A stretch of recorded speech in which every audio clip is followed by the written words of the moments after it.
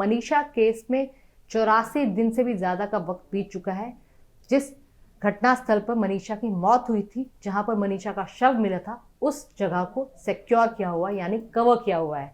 इससे पहले ये जिम्मेदारी लोकल पुलिस के पास थी, लेकिन जब सीबीआई को मामला ट्रांसफर हुआ तब ये केस, ये पूरी जिम्मेदारी, घटनास्थल के सिक्योर करने की जिम्मेदारी, कवर करने की जिम्मेदारी ये सीबीआई को सौंप दी गई। इसके अलावा खेत के मालिक का कहना है कि मैं सीबीआई का पूरी तरह सपोर्ट कर रहा हूँ, जांच में, हर एक जांच में उनका पूरी तरह सपोर्ट कर रहा हूँ, और मैं यहाँ पर जो अपने सुचारू रूप से काम है, खेती के काम है, मैं उनको बाद में कर लूँगा जब ये मनीषा केस पूरा सॉल्व हो जाएगा। दोस्तों, ये बहुत बड़ा अपडेट इस मामले में एक तरह से कह सकते हैं, क्योंकि पिछले 84 दिन से मनीषा के जाने के बाद, 11 अगस्त के जाने के बाद से पूरा घटनास्थल कवर किया हुआ है, सिक्योर किया हुआ है। खेत की जुताई भी होनी थी, कटाई भी होनी थी, बाकी चीज़ें नहीं हो पाई है, जिसके लिए खेत के मालिक ने ये कहा है जो एरिया इस घटनास्थल से दूर है उनको उन्होंने कैप्चर कर लिया, वहाँ पर वो अपना काम कर रहे हैं। लेकिन जिस जगह पर मनीषा की डेड बॉडी मिली थी, मनीषा का शव मिला था, वहाँ पर अभी भी कवर करके रखा हुआ है, सिक्योर करके रखा हुआ है। बाकायदा सीबीआई टीम ने, क्योंकि सीबीआई टीम लगातार भिवानी में पिछले 2 महीने से लगातार बनी हुई है। 3 सितंबर को सीबीआई को जांच सौंपी गई थी। भिवानी में सीबीआई की टीम का लगातार आना जाना, इन्वेस्टिगेशन की लगातार आ रही है, जा रही है, चेक कर रही है, तो इसलिए घटनास्थल को सिक्योर किया हुआ है, कवर करके रखा हुआ है। इससे ये पता चलता है कि सीबीआई की टीम और हरियाणा गवर्नमेंट इस पूरे केस को लेकर कितने ज़्यादा सीरियस है, और मनीषा के परिवार को न्याय दिलाने के लिए कितने ज़्यादा सीरियस है, संवेदनशील है, सेंसिटिव है, ये पता चलता है इस पूरे मामले में। क्योंकि पिछले 3 महीने, लगभग 3 महीने से हम ये मामला फॉलो करते हुए आ रहे हैं, आपको लगातार अपडेट दे रहे हैं। और जब इस तरह की बातें सामने आती हैं कि खेत के मालिक तक, वहाँ पर जो मौजूद लोग हैं, ढाणी लक्ष्मण गाँव के जो लोग हैं, घटनास्थल पर जहाँ पर डेड बॉडी मिली थी वहाँ के जो लोग हैं, किस तरह हरियाणा गवर्नमेंट को भी, सीबीआई टीम को भी बाकायदा सपोर्ट करें, जो ये अच्छी बात है, क्योंकि हर कोई चाहता है कि मनीषा को न्याय मिले। मनीषा के साथ 11 अगस्त को जो कुछ हुआ वो किसी से ढका छिपा नहीं है, हर कोई वाकिफ है, हरियाणा में रहने वाला हर शख्स इस बात से वाकिफ है कि क्या कुछ मनीषा के साथ घटा था। लेकिन बीच में ये मामला हत्या और आत्महत्या के बीच में उलझ गया था। उसके बाद जब जांच सीबीआई को सौंपी गई तो काफ़ी सारी चीज़ें इसमें सामने निकल कर आई। एफएसएल और विसा रिपोर्ट भी आ चुकी हैं।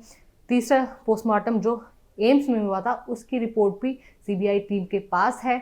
लगातार सीबीआई की टीम भिवानी भी जा रही है। अब तक 3 बार भिवानी आ चुकी है ये टीम, और परिवार के लोगों से, और कीटनाशक बेचने वाले दुकानदार से, आइडियल कॉलेज के मैनेजमेंट स्टाफ से, वहाँ के और बाकी लोगों से, जिस प्ले स्कूल में मनीषा पढ़ाती थी वहाँ के लोगों से, जहाँ पर मनीषा पढ़ती थी वहाँ के स्कूल, यानी जहाँ पर उसने 11th-12th किया था वहाँ के स्टाफ से, वहाँ के टीचर से, हर किसी से सीबीआई ने बात करने की कोशिश की है। न सिर्फ एक राउंड करके बातचीत आमतौर पर कई बार छोड़ दी जाती है, लेकिन न सिर्फ एक राउंड बल्कि 3-3 राउंड की बातचीत लगभग हर किसी से, जो भी मनीषा केस में सीबीआई को लगता है कि इन्वॉल्व हो सकता है, क्योंकि सीबीआई कुछ भी लूप होल्स छोड़ना नहीं चाहती है, इसलिए हर किसी से सीबीआई ने बातचीत करने की कोशिश की है। पिछले हफ्ते भी दिवाली की छुट्टियों से पहले सीबीआई की टीम भिवानी में ही थी। भिवानी में मनीषा के परिवार से, उनके दादाजी से टीम ने पूछताछ की थी, बात की थी।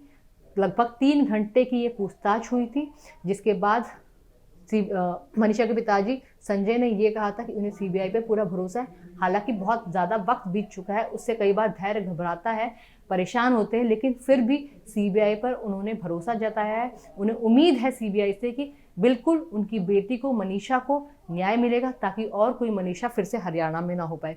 इससे पहले, दिवाली से पहले, जब मनीषा के पिताजी ने इंडियन हरियाणा ने भी बातचीत करने की कोशिश की थी, उस दौरान उन्होंने कहा था कि अगर दिवाली तक उन्हें, उनकी बेटी को न्याय नहीं मिलता है तो वो आंदोलन करने से भी चूकेंगे नहीं। लेकिन जिस तरह मनीषा का पूरा परिवार सीबीआई पर भरोसा जता रहा है, और जिस तरह सीबीआई भी इस केस को संवेदनशील तरीके से आगे लेकर बढ़ रही है और हर एक पहलू में को जुटाने, जांच और सबूत जुटाने की कोशिश कर रही है, वो काफ़ी एक तरह से रिमार्केबल कहा जा सकता है। लेकिन बिल्कुल हर किसी को इंतज़ार है कब मनीषा को न्याय मिलेगा। इससे पहले पिछले हफ्ते भी हरियाणा के एक लोकल यूट्यूबर है, पत्रकार हैं, उन्होंने भी वहाँ मनीषा के घर पर जाकर उसके पिताजी और दादाजी से बात करने की कोशिश की थी। इनफैक्ट ऑन कैमरा उन्होंने कुछ पैसे देने की पेशकश भी की थी, जिसको मनीषा के पिताजी ने ठुकरा दिया। उन्होंने हाथ जोड़कर ये कह दिया कि उन्हें किसी भी तरह के पैसों की ज़रूरत नहीं है, वो सिर्फ चाहते हैं अपनी बेटी के लिए न्याय, और जिसके लिए उन्हें सीबीआई पर पूरा भरोसा है। दोस्तों, इस पूरे केस में अब तक, क्योंकि हर कोई चाहता है, मैं लगातार इस पे वीडियोस करती हूँ और आप लोग कमेंट करते हैं, हर कोई चाहता है कि मनीषा को इंसाफ मिले, लेकिन बातों में रेपिटेशन नहीं है।